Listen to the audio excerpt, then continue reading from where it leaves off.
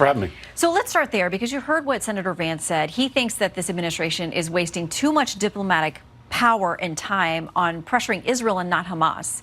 We know Hamas has walked away from a number of potential deals with the ceasefire, with hostage exchange. What's your word to the White House on this? Well, listen, Senator Vance and I share a goal, which is to make sure that Hamas never again has the opportunity to launch an attack like this against Israel. I think my worry is that the nature of this operation is ultimately going to make it more likely in the long run that there's another terrorist attack on Israel, perhaps that there's a terrorist attack on the United States.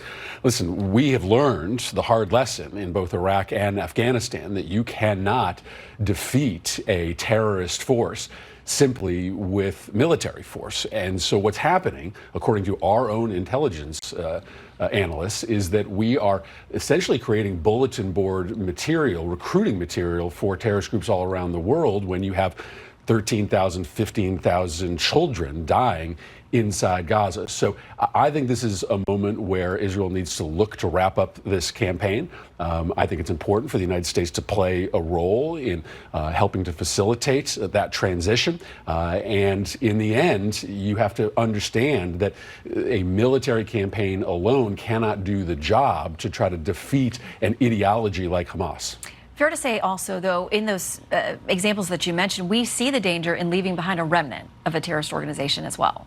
And that's clearly the concern that Israel has. No, that's right. But what we've also seen is that those terrorist organizations just simply get displaced. What happened in Afghanistan was the Taliban moved to Pakistan. What has happened with ISIS is that it has largely moved its base of operation into Africa. What you need to do simultaneous to your military campaign is make sure that you are attacking the foundation of the ideology, which is why this is also a moment for the United States and Israel to commit itself to a Palestinian state.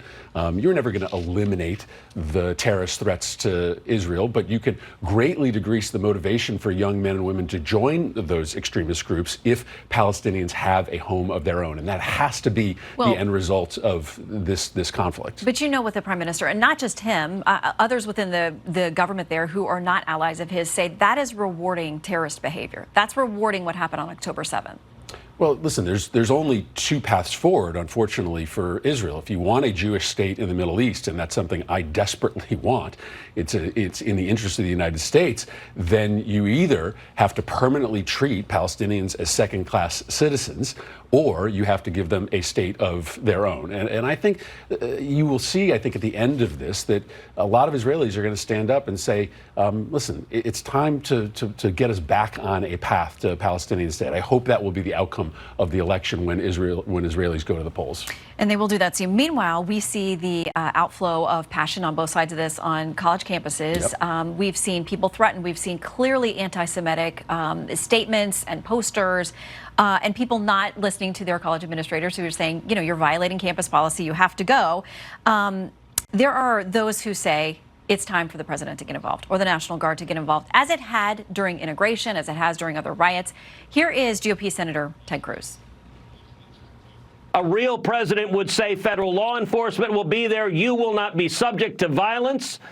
But Joe Biden won't say that because he's terrified of ticking off the radical left in his own party.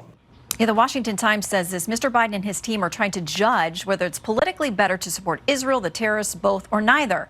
It can all be traced back to Democratic Party politics in the great state of Michigan because Mr. Biden knows he needs the 15 electoral votes from there to win re-election. Why hasn't he been more forceful on this issue? Well, listen, I mean, Senator Cruz has a sort of selective memory about, about protest. He's out there raising money to get January 6 protesters out of jail while telling young people on our college campuses that they don't have the right to peacefully protest. I don't think he's speaking out against peaceful protest. I think it's the threats. Well, listen, we should all speak out, right, when protest crosses a line, when it becomes violent or when there's hate speech. But 95% of the young people who are on these campuses are there because they believe there is a fundamental injustice being perpetrated in Israel, and we should protect their right to peacefully protest. And, you know, we also have a history of overnight, multi-day protests in this country. I don't think there's anything wrong with protecting the ability of peaceful protests to last beyond a handful of hours. Yes, there is a point at which these protests are going to get in the way of the efficient operation of a campus, but I am not criminally offended by the fact that some of these protests go on for multiple days. That is in. But the threat issue is a real issue. In some of these campus protests, there have been legitimate threats to students on campus. And I think in those instances, campus police or local police can and should handle those threats. All right, I want to ask you about President Biden. You're obviously full-throatedly supporting him and think he's up to another 4 years. The New York Times says this, though, that voters are well, basically, they're reminiscing about better years under President Trump, the way they describe it. They say many voters, of course, remember him as divisive and a polarizing figure, yet a larger share of voters now see Mr. Trump's term as better for the country than the current administration. 42% rate the Trump presidency as mostly good for the country. 25% say the same about Mr. Biden. Goes on to say that nearly half of those polled said that the years of President Biden's administration have been, quote, mostly bad for the country. Why should they reelect him? Well, listen, this president has presided over an economy that is growing at record rates. We have unemployment at a structurally low number. If you want a job in this country, you can get it. Crime is plummeting. We saw a 12% reduction in crime in our urban areas. Listen, there is still a lot of progress to be made here, but if Donald Trump wins, it's going to be the same trickle-down economic policies that we lived with. You will have a reckless, irresponsible administration that tries to seek to divide us from each other. Joe Biden still has work to do, but this is a growing, good economy. Our streets are safer. This country is respected around the world again.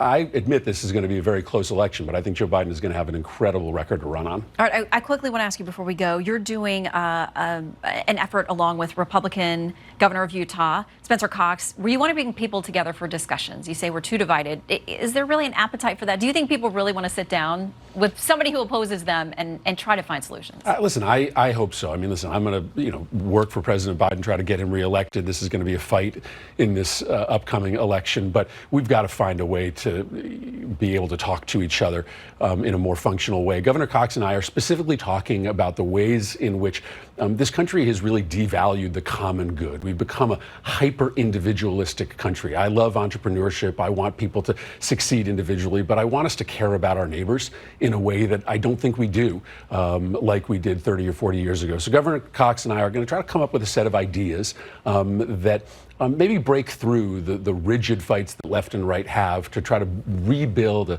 a sense of common good in this country. We'll see if we succeed. I know what we're doing is a little countercultural, but I do think it scratches a pretty big itch across this country. We will track those efforts. Senator, thank you. Thank you. Good to see you.